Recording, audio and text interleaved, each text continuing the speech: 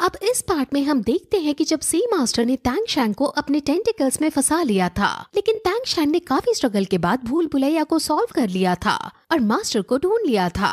अब जब उनको टैंग शैंग की इस चाल के बारे में पता चला था तो उन्होंने अपनी दूसरी टेक्निक को यूज किया था और उनकी इस टेक्निक की वजह से वहाँ बहुत हाई फ्रीक्वेंसी की वॉइस निकलने लगी थी, जिसकी वजह से टैंग शैंग के कान में दर्द होना शुरू हो जाता है और वो फ्रीक्वेंसी इतनी तेज थी कि बाहर खड़े टैंग शैंग के दोस्त भी इस आवाज को सहन नहीं कर पा रहे थे। सी मास्टर ने अपनी 4 स्पिरिट रिंग, जिसका नाम वायलेट रोर है, उसका यूज किया है। अब वो टैंग शैंग को अपने टेंटिकल से भी दूर फेंक देते हैं और अब टैंग शैंग उनके अटैक और उनकी साउंड को सहन नहीं कर पा रहा होता। वो अब टैंग शैंग से कहते हैं कि तुम मुझे नहीं हरा सकते हो।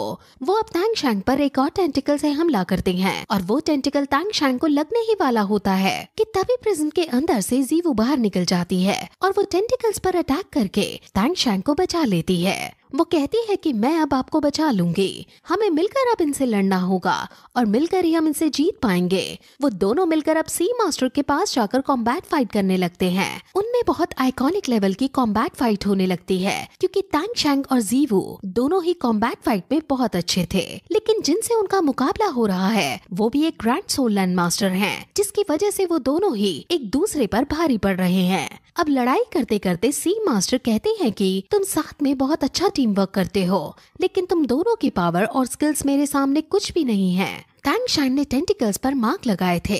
सी मास्टर बार बार टेंटिकल्स की भूल भुलैया बनाकर छुप जाते थे, लेकिन अब वो मार्क्स गायब हो गए हैं और टैंग शैंग ये देखकर काफी शॉक हो जाता है और फिर से सी मास्टर अब गायब हो जाते हैं। टैंग शैंग समझ जाता है कि सी मास्टर इस टेंटिकल के सेंटर में है, लेकिन टैंग शैंग वहाँ नहीं जा पा रहा था क्योंकि सी मास्टर पहले ही अपने टेंटिकल्स का इस्तेमाल करके टैंग शैंग को दूर फेंक रहे थे।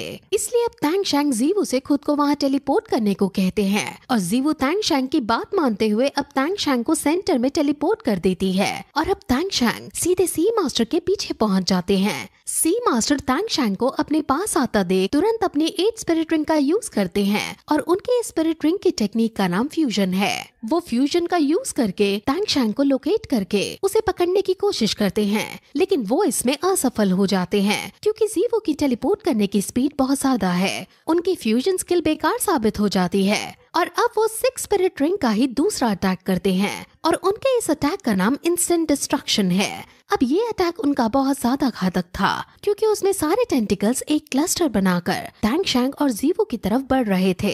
अब इससे टैंग शैंग घायल हो सकता था।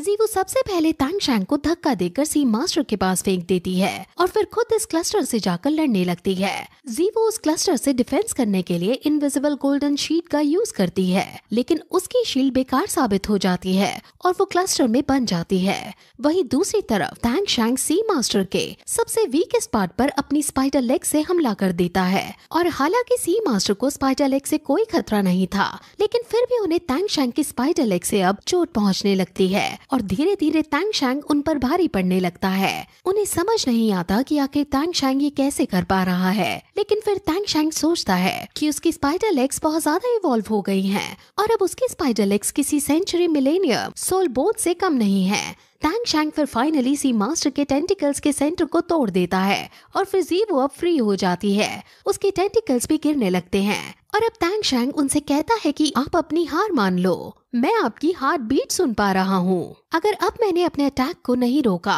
तो आप सीरियसली इंजर्ड हो जाओगे। अब मास्टर अपनी हार मान लेते हैं और अब टैंग शैंग ने जो भी उनकी सोल पावर खींची होती है, टैंग शैंग वो उनको वापस लौटा देता है और फिर टैंग शैंग जीवू को लेकर बाहर आ जाता है। अब मास्टर भी अपने ह्यूमन फॉर्म में वापस आते हैं और टैंग शैंग से पूछते हैं कि क्या ये तुम्हारी अटैच सोल बोन है। टैंग शैंग हाँ कहता है और ये सुनकर मास्टर शॉक हो जाते हैं और उसकी अटैच सोल बोन की तारीफ करते हैं और कहते हैं कि मैं कभी नहीं सोचता था कि मेरी स्वैलोड पावर तुमसे हार जाएगी। तुम जीत गए हो और तुमने अपना ये चैलेंज पूरा कर लिया है। जीवू ने भी इसमें तुम्हारा साथ दिया है, जिस वजह से जीवू का भी ये एग्जाम पास हो गया है। अब टैंग शैंग और बाकी सब बहुत खुश हो जाते हैं, जिसके बाद अब वो सभी अपने अगले चैलेंज के लिए जाने लगते हैं। उनका अगला चैलेंज थोड़ा दूर था, इसलिए वो कई अलग अलग जगहों को पार करते हुए अब वहाँ पहुँचते हैं आसपास का माहौल बहुत ज्यादा अच्छा था और पानी के अंदर उन्हें एक मरमेड दिखती है और उस मरमेड पर मोटू का दिल आ जाता है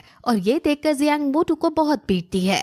अब निंग रोंग रोंग कहती है कि ये कैट गर्ल का लास्ट टेस्ट है। तांग शैंग कैट गर्ल को समझाता है और कहता है कि तुम अपने आप को इस लड़ाई में ज्यादा मत झोंकना। अगर तुम जीत नहीं पाओ तो हार मान लेना, क्योंकि तुम्हारी सोल पार का बचा होना बहुत जरूरी है। क्योंकि अगर तुम हार जाती हो तो ग्रैंड सी एन्चेंट्रेंस से मेरी लड़ाई होगी और मैं जब उन्हें हरा दूंगा तो तुम्हें फिर से उनसे लड़ने का मौका मिलेगा। कैट गर्ल तांग शैंग की इस एडवाइस के लिए धन्यवाद बोलती है और कहती है कि तुमने मेरी पहले ही बहुत मदद कर दी है, लेकिन मैं अपने इस मैच को खुद ही पूरा करूंगी और ग्रैंड सी एन्चेंट्रेंस को हराऊंगी। वो फिर उन्हें यकीन दिलाने के लिए ये भी कहती है कि तुम्हारे और मिस्टर दाई के अलावा मेरी सोल पावर यहाँ सबसे ज्यादा है और अब मेरी बारी है कि मैं तुम सभी को अपनी स्किल्स दिखा सकूं। मिस्टर दाई भी अब कैट गर्ल का साथ देते हैं और निंग रोंग रोंग कैट गर्ल के साथ लड़ने के लिए आगे बढ़ती है और वो दोनों सेक्रेट पिलर पर चढ़ने लगते हैं, जिसके बाद फिर ये एपिसोड यहीं खत्म हो जाता है।